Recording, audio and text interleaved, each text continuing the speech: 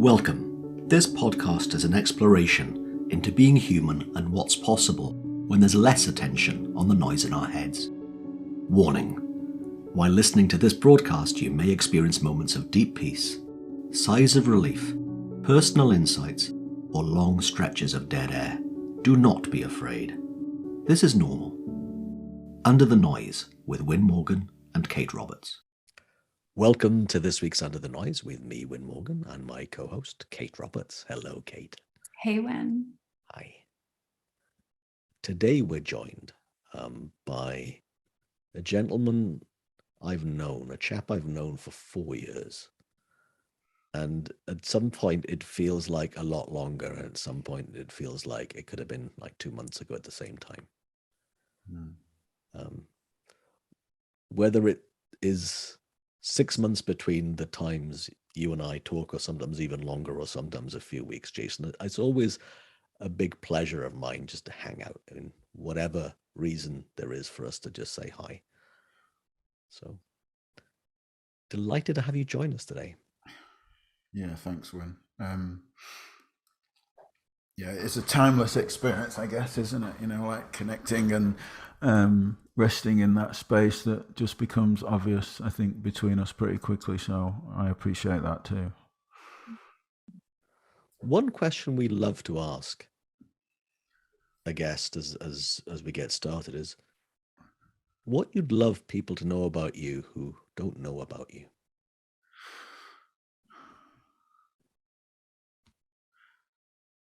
Who don't know about me? Yeah. I guess what I'd love people to know about me that don't know about me is that I suffered in the most horrific way for most of my life through situations, circumstances, beliefs, ideas, you know, to the point of wanting to take my own life multiple times and trying to self-destruct myself for many decades. And now my life isn't like that. It's very joyful a lot of the time. And you know, the reason I say that is because me included, you know, most people think that their flavor of suffering is unique to them, and that if you got it as bad as me, then you'd realize why what we're talking about here is not that relevant, you know, because I was that person for so long that just thought this didn't apply to me. If you were as bad as me, if you'd done as many crazy things as me, then you'd understand why this stuff it's not, you know, it's only relevant for people who had a little suffering, but it's not relevant for people who had a lot of suffering. So the message I want to give in that is that, yeah, you too, you know, whoever's listening to that, whatever your flavor of suffering is, regardless of your list of mental health diagnoses, the amount of times you've struggled, suffered, what's happened to you, you know, it's kind of like, this is what we're pointing to is true for everyone, you know. And what do you put the difference in the before and after of what you just described? What do you put it down to?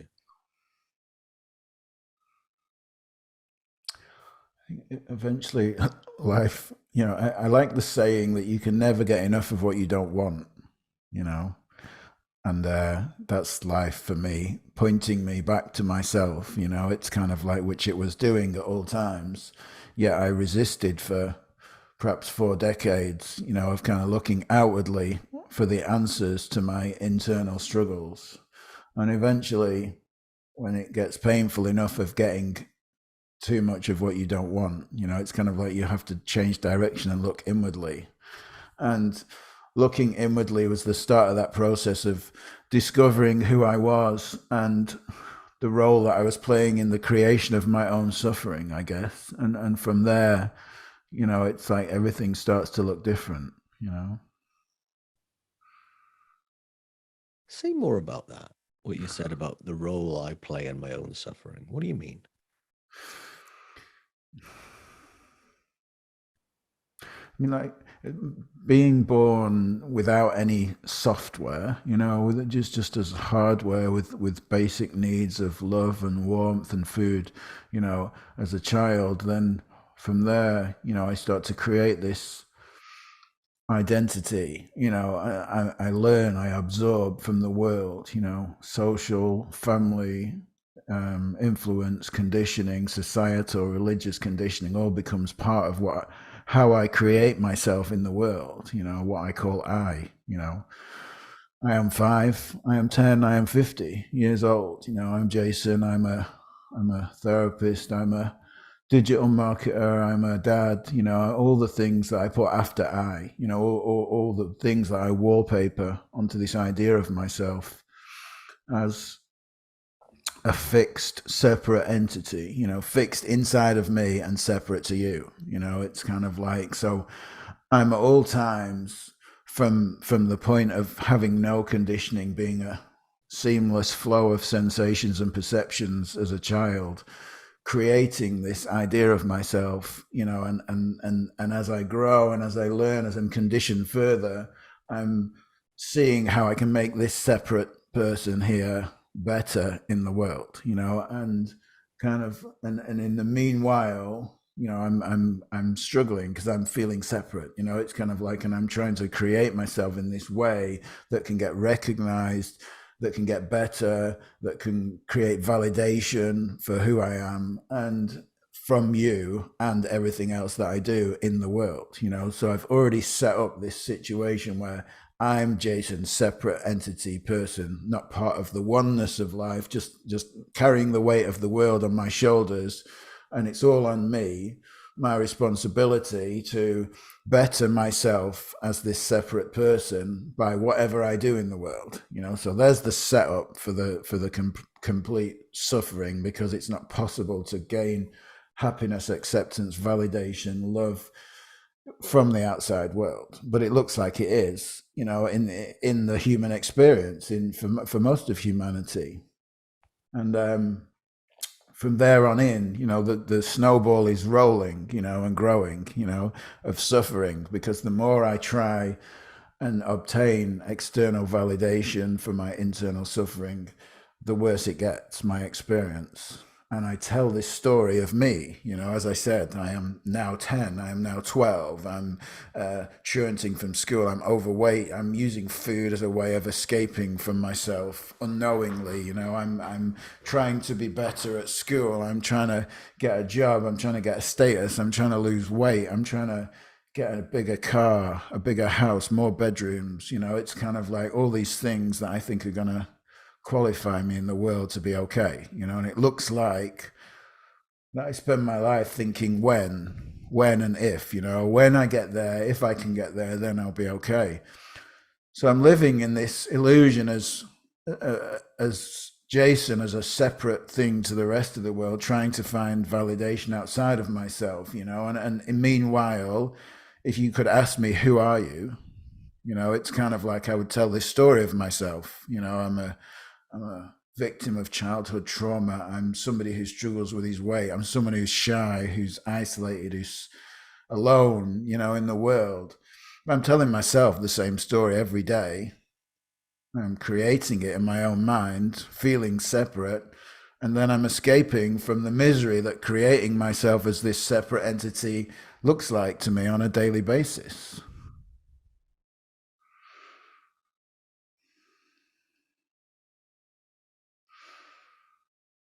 I'm feeling on behalf of this separate person that I think I am, feeling the loneliness, I'm feeling the separation, I'm feeling the depression, the anxiety, and it's like, if you were me too, you would also want to escape this experience, it's like, because I can't get these things in the outside world that I think I need to make me okay. They're not coming my way currently. I need a 6-figure job, big house. I need all these other things, to be okay. And it's like, and while I can't get them, while it looks like, that if I had them, I'd be okay. And meanwhile, I'm creating a story of suffering, and I'm escaping the story that I'm creating in my own mind on a daily basis and feeling on behalf of, it's not really working that way, but it just is very compelling. And, the mind as a special effects system, has has a way of making it look and feel very real, you know. So that was really what I was pointing to, you know, that experience of escaping from the very suffering that I was creating, you know.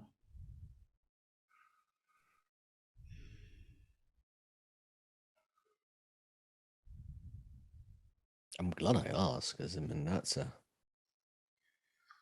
a huge answer in my mind, to have seen something that deeply about how we're made and who you are. Huge.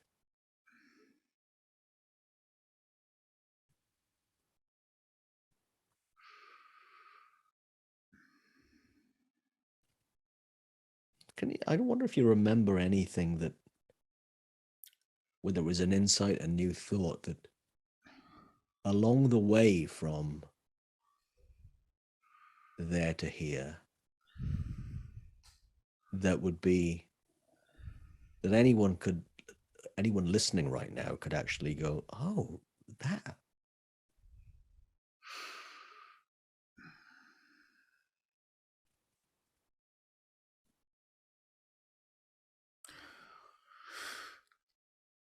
I can kind of like put my finger on some pivotal moments where um, I mean, the first big insight was realizing I'm not my thinking. You know, it's kind of like because, it, and for anyone who's never looked in that direction, you know, it's kind of, I think they just take all their thoughts about themselves seriously, right? Otherwise, there wouldn't be such a thing as um, I don't know, coaches and therapists helping people with low self worth. They just wouldn't even exist, you know, if people didn't take their thinking seriously.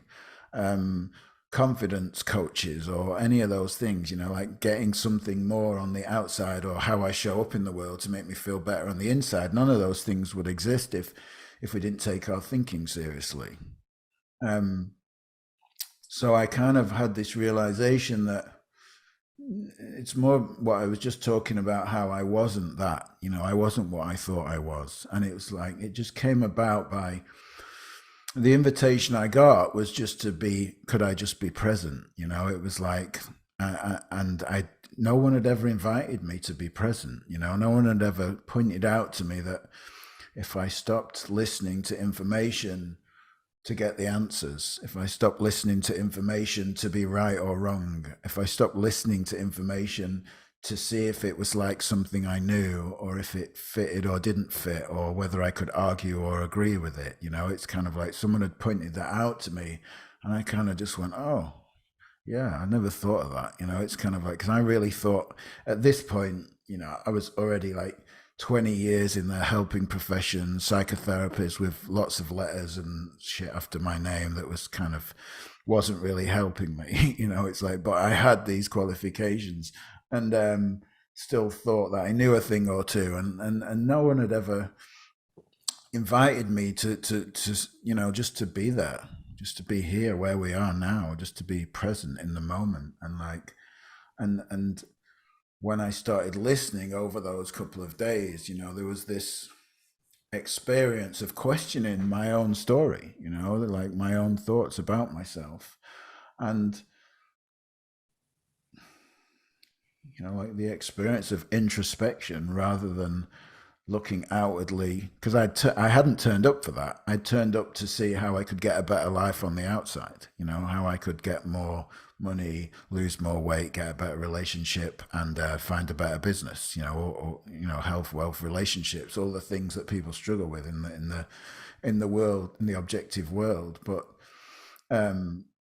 it's not what I got, you know. It's what I got was a look inwardly into how I create my experience as a suffering separate person, and then how I escape from it. So that was the first big insight, you know, that I'm not my thinking, you know, and that really made me start to question everything, you know, everything that I thought was fixed in my life, everything that I thought was permanent, everything that I thought was true, you know, all got questioned from that place.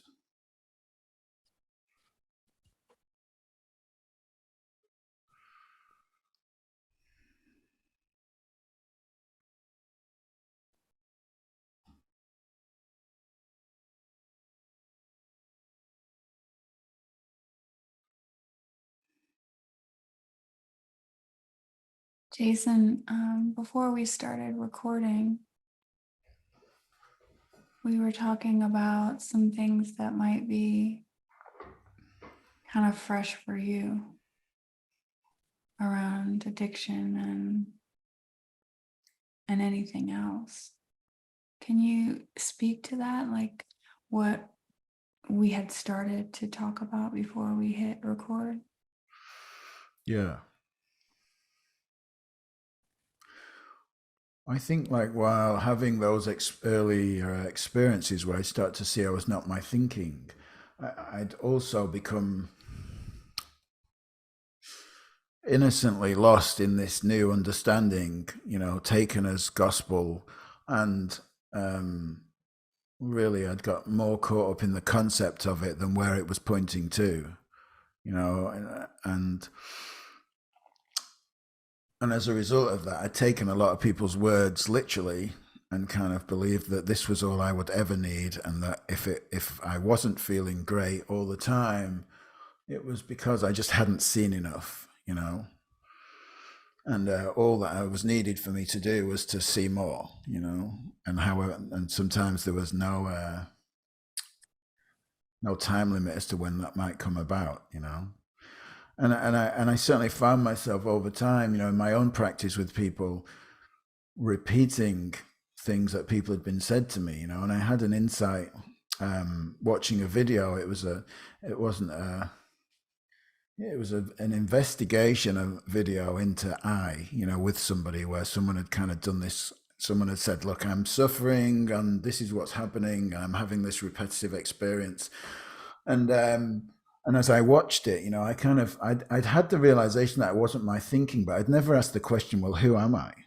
Who am I if I'm not my thinking? Never asked that until I saw this video where I realized that kind of like, who am I?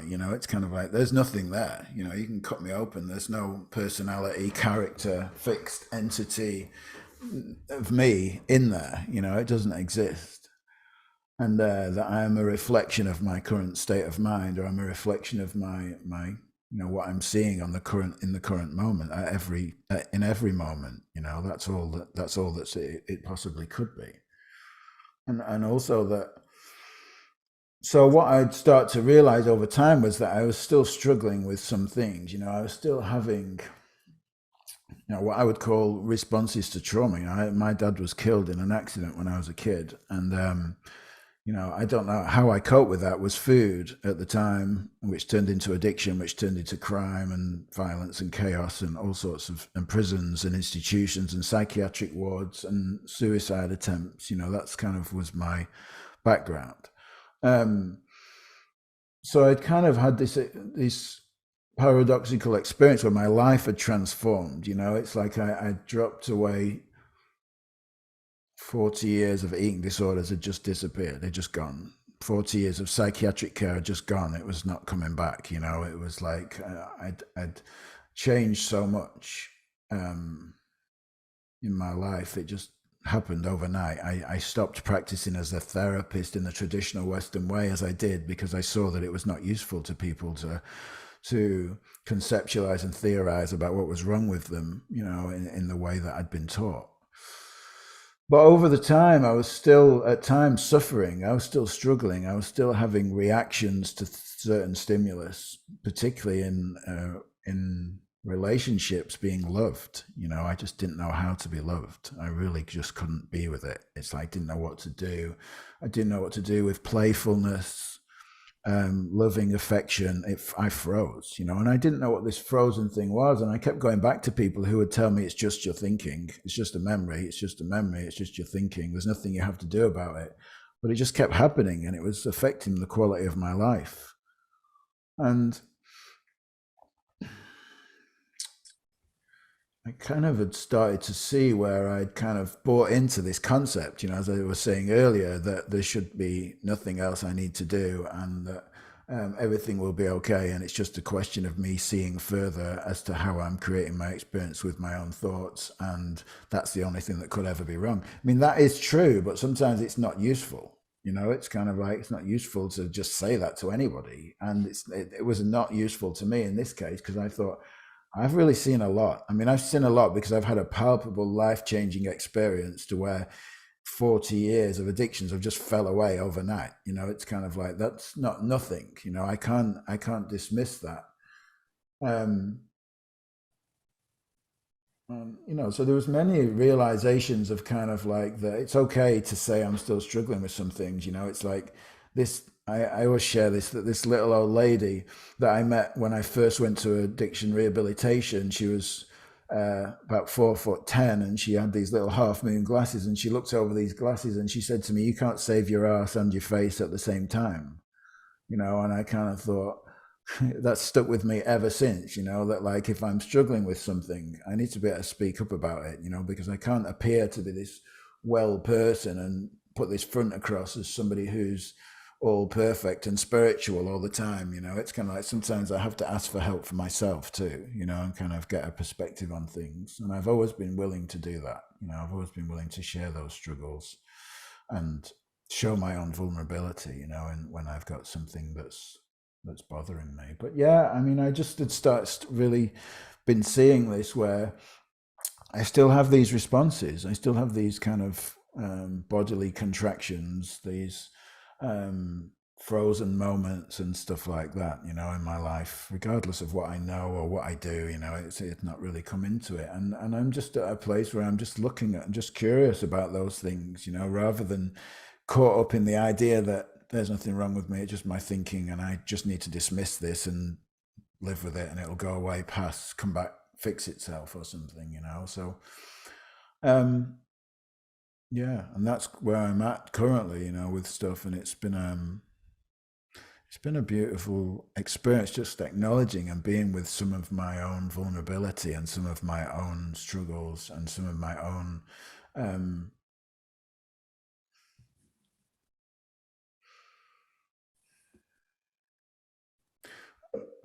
I remember a therapist many years ago describing me as like being like a small child with a sophisticated layer of understanding of human process. That's how he described me, you know.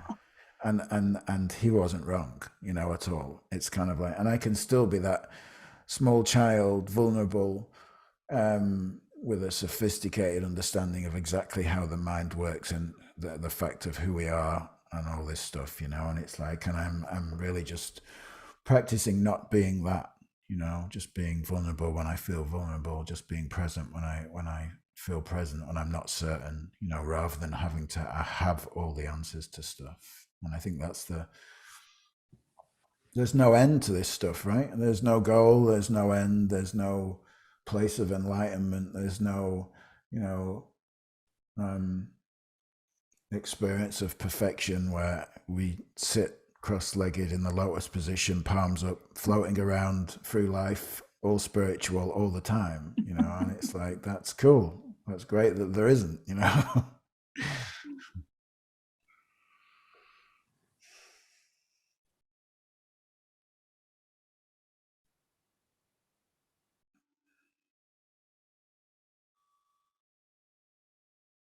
Mm.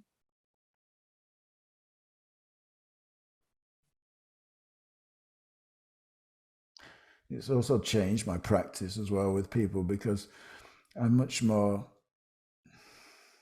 I still want to point people to their true nature. I still think it's the most important thing anyone can see. It was the most life-changing experience that I had, you know. And from there, you know, maybe there are what I call residues or autonomic nervous system responses, you know, conditioned bodily responses, body mind, you know. I really don't see it makes any difference whether it's in the body, created via thought or whatever. It's irrelevant. The fact that it happens is what's relevant, you know. I see that it's changed my practice in working with people that way. And it's definitely made a difference in my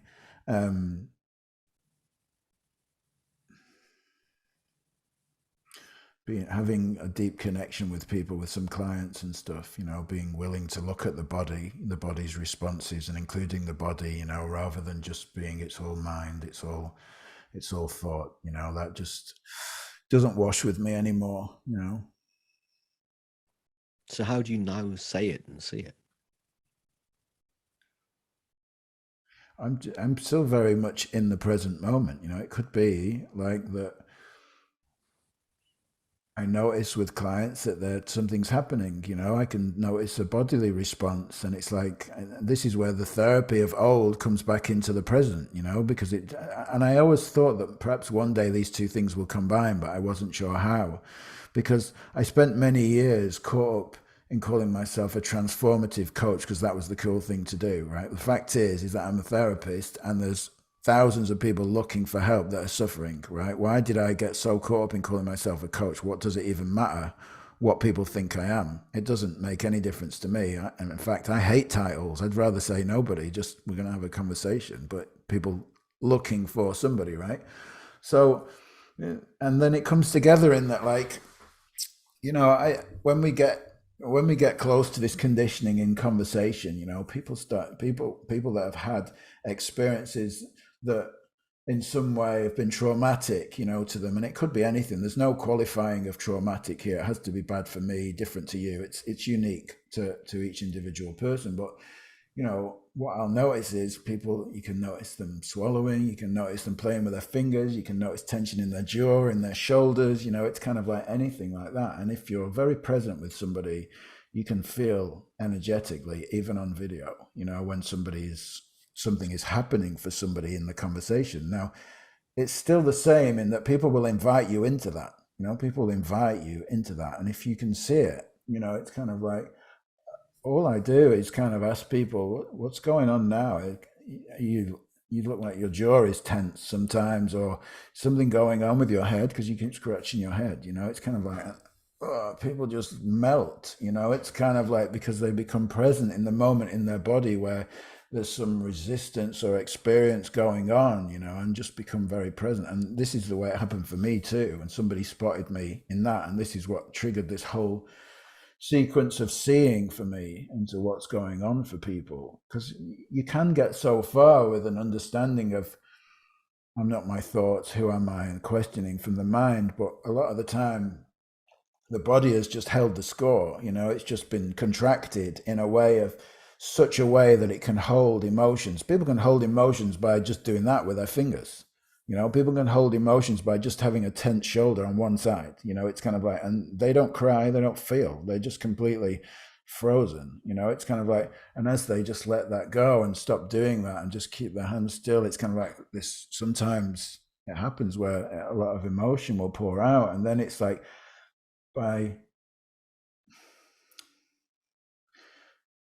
sometimes you can't see what's blocking you from experiencing your true nature, all the time. And it's kind of, I like the story of the snake and the rope. It's like that, or like when you've, just to put a bit of context on it, like if you've seen what is a rope, but you think it's a snake, and you're having an experience of your body, it's kind of like where you feel the anxiety and the fear and the tension, you're ready to fight or flight. It's kind of like, and somebody shines a light on it and you see that it's a rope. It's like that there's no longer anything you need to do. It's kind of like you don't need to challenge the snake or find a way past it or anything. You just, all of a sudden, that experience of your body is gone. And that's what we're doing here. When you bring in that emotion, that experience, that tension of the body, we're releasing it.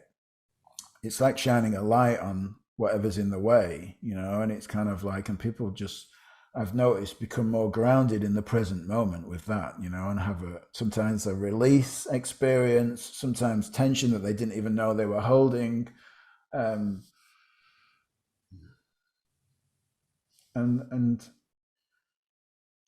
it's like shining a light on something that they didn't see. It's like that was kind of, that even though they knew who they were, even though they had an experience of that, sometimes, not always, but like that their body was still reacting to certain circumstances, stimulus, relationships, whatever it was. For me, being loved was a big one because I just didn't realize what was happening, but yeah, I don't know. I'll pause there.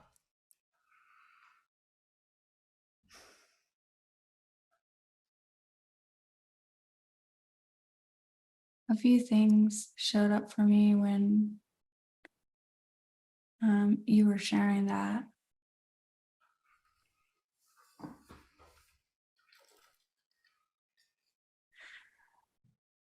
I've heard recently some things that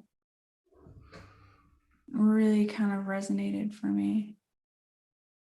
Someone described, I was listening to, I'm sure it was a podcast, but someone described thought like an iceberg, right? So the thoughts that we're aware of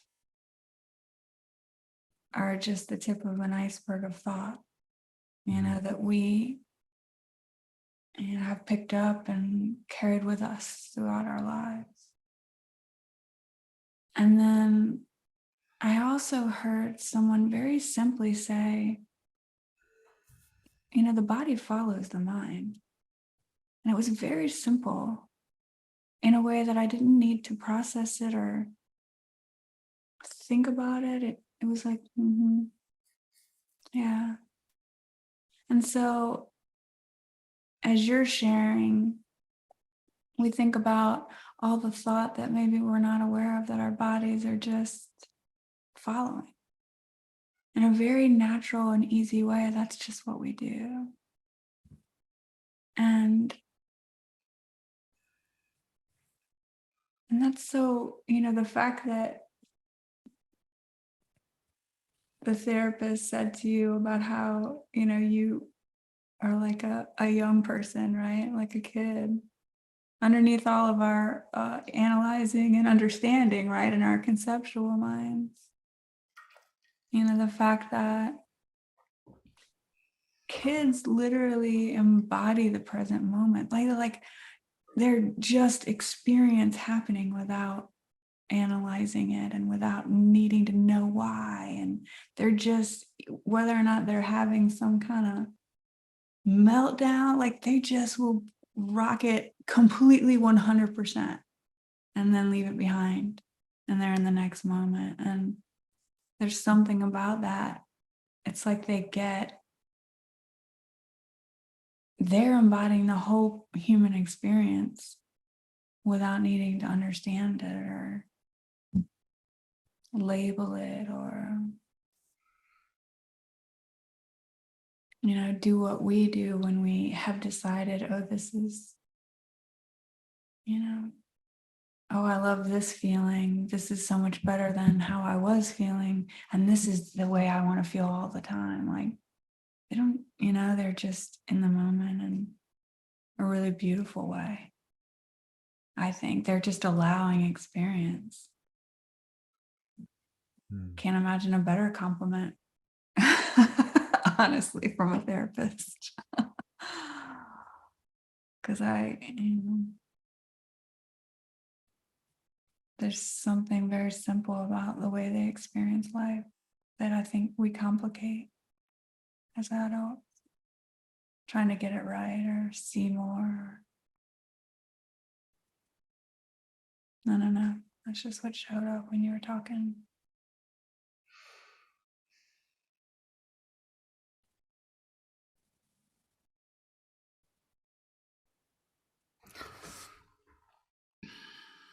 Yeah, I guess something else in relation to that is about masculinity. It's kind of like that.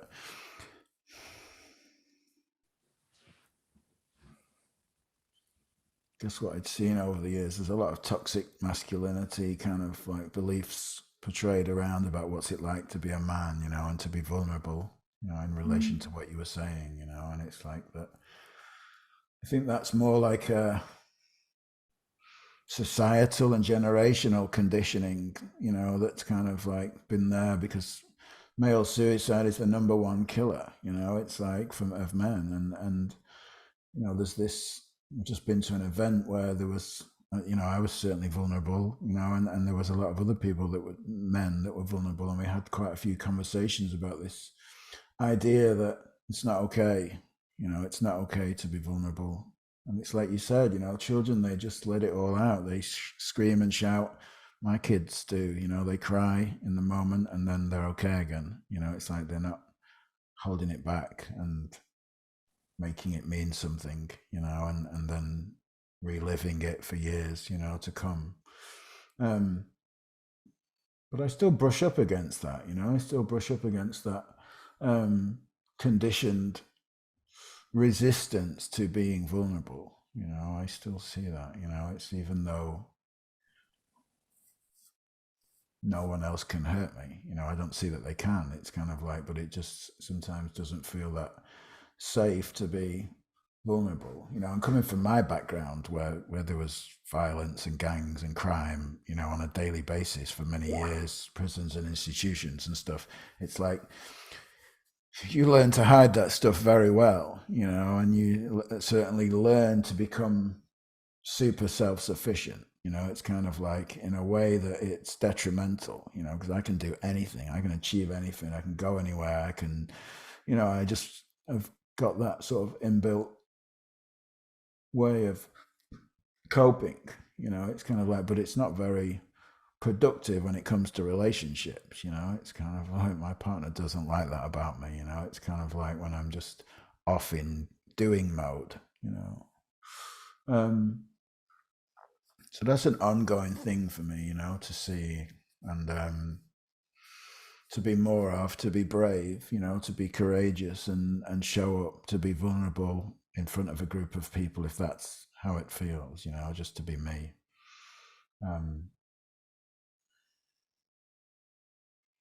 I've always had that inclination, to be honest, to be vulnerable, to be willing to do that, and lead the way if it means going first. It's like, because I feel very passionate about supporting men who are, who have been through that, who've been struggling with the stuff that I struggled with, and what and where that takes us.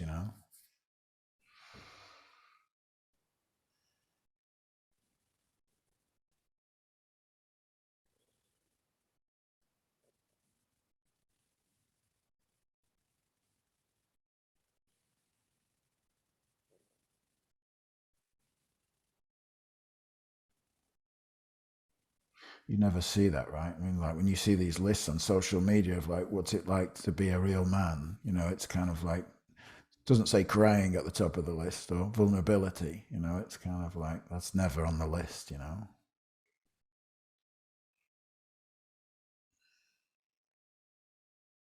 Jason, what does vulnerability look like to you? What does vulnerability look like? Yeah.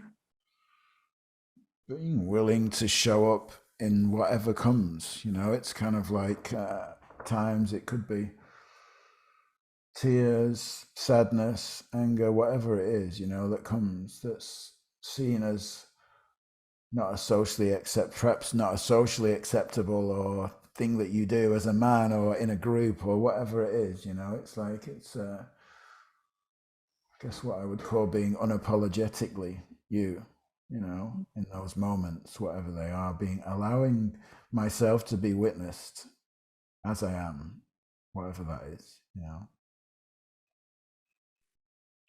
being open about my feeling of separation. If I'm in a crowd of people and I feel alone and I start projecting onto everyone else, well, funny they spoke to me. I don't like them anyway. They're not really nice, not my sort of people. It's kind of like saying that, that's vulnerable. It's kind of like, if I feel, again, it's only working one way. So that's why the vulnerability doesn't look so bad. I'm projecting my experience outwardly onto other people. It's not them. It's like, so if it really looked like it was them, hey, you lot, if you really spoke to me and treated me better, then I'd be okay. It's like, that might be a different, a different outcome. If I'm saying, hey, look, I'm feeling really like this, it's kind of like, and this is what I'm making up about you lot, just as an example. Mm-hmm. It's being that, it's just knowing that I'm creating my experience and being willing to say so,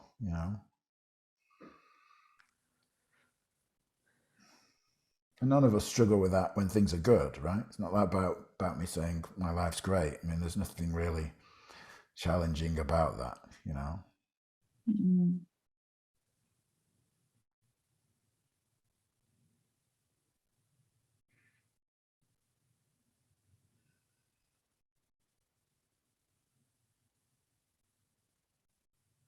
I'm really glad this has come up. So thanks for the question, Kate, as well, and that answer. I love Jason.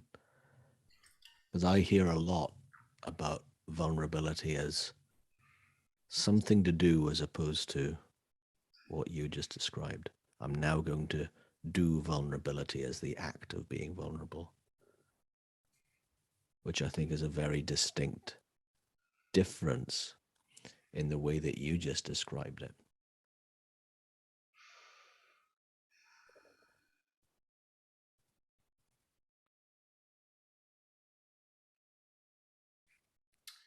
I always just remember that little old lady saying to me, "You can't save your ass and your face," and it stuck with me forever. That was 30 years ago, almost. And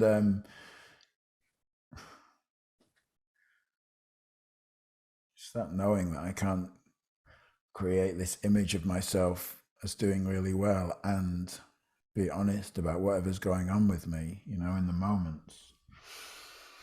So, and I've always had that calling to face head on, knowing that that's the only way, whatever it is that I'm experiencing, without trying to, for want of a better term, fix myself or give myself my own feedback or therapy myself or whatever it is I think I need from someone else. You know, it's kind of like trying to get it all perfectly right in my own head first before I let it come out my mouth, but just letting it come out in whatever form it comes, you know.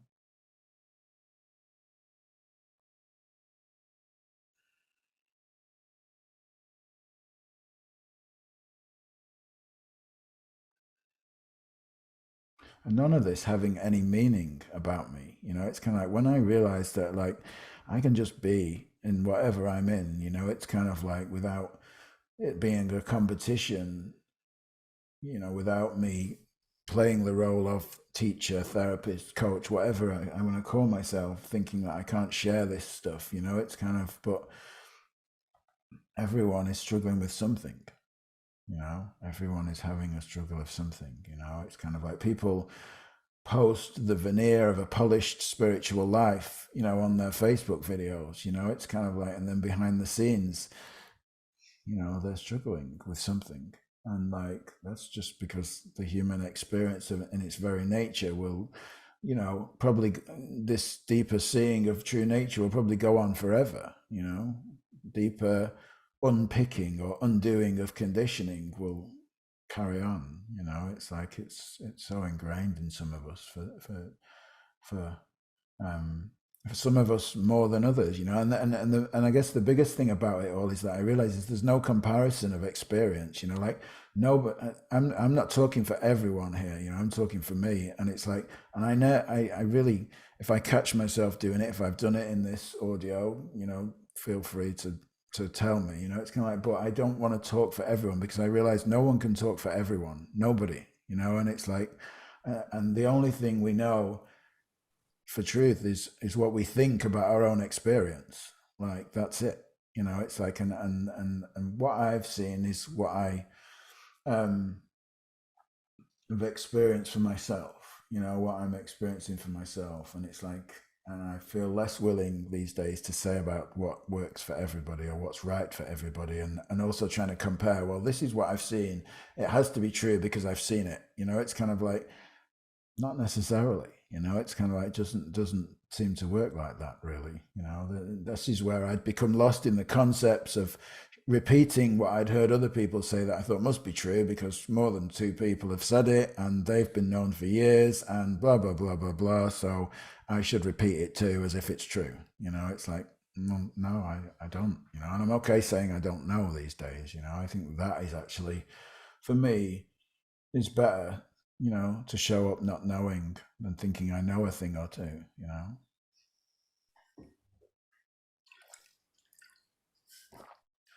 Mutual exploration seems to have the most value, you know, where we just don't know together.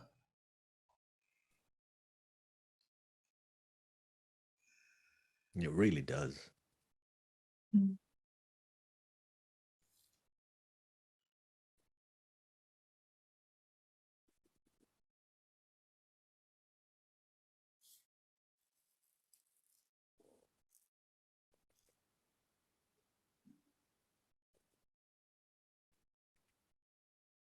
that space.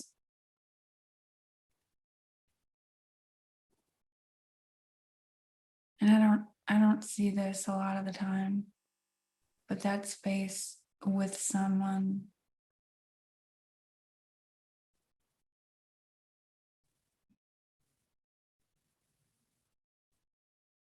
where you don't know and they don't know.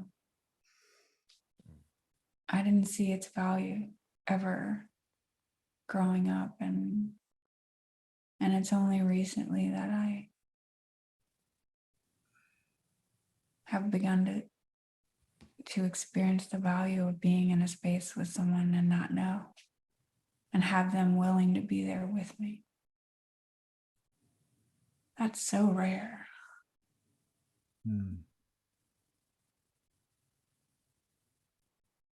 It's so rare.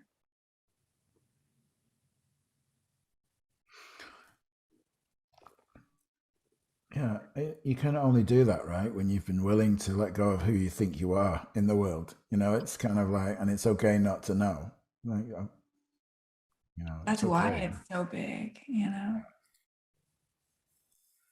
because I don't think that, our stories, in our personal minds, it can't understand that space. It really wants to be there, and it really wants to understand it and make sense of that space. But I don't think it can. And so you have to be willing to let go of all your stories and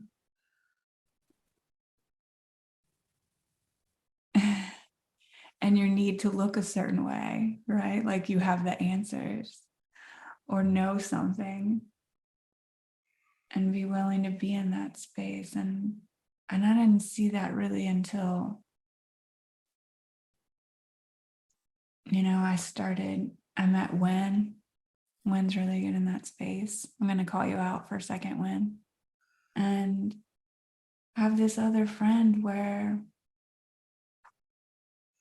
and I think I've mentioned it on a previous podcast, where I was struggling with something, and she just said, yeah, I don't know, but I'm willing to be with you while we don't know. And I was like, because I knew that value as soon as she said it. I was like, oh, see, that's truer than whatever I can come up with. That's the space where the minds can't play. And I love that. I think it relates even to what I was saying about being in the body, in the moment. It's kind of like, because if I come with my conceptual theory of what's wrong with everyone, that everyone needs to know that their experience is creative thought and that's all they need to know, then I'm not going to be now. I'm not going to be here now in the present moment. I'm just going to be looking at how I can shoehorn people into my theory of what's wrong with them. But when I'm here now, when I'm just present with what is, and trusting whatever I'm being shown in the moment, sometimes it makes sense. It's kind of like to see what's going on for you right now, what's present for you right now, and it's like, sometimes it's tension, contraction, sensations, sometimes it's thoughts, it's like, who knows? It's like, but that's made a difference to me, just being willing to be with that,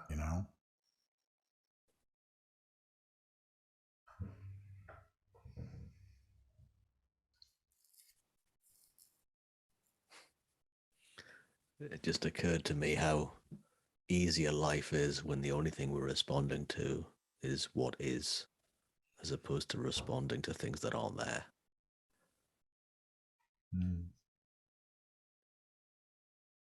And to me, in the way that it just struck me as you were talking then, how simple and true that feels to me.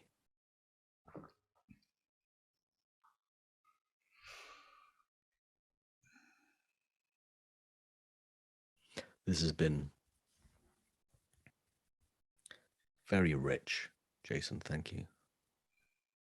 Thank you for the opportunity to not know and see what comes. Thanks, Jason. Thank you, Kate. Thanks, Wyn. Thank you.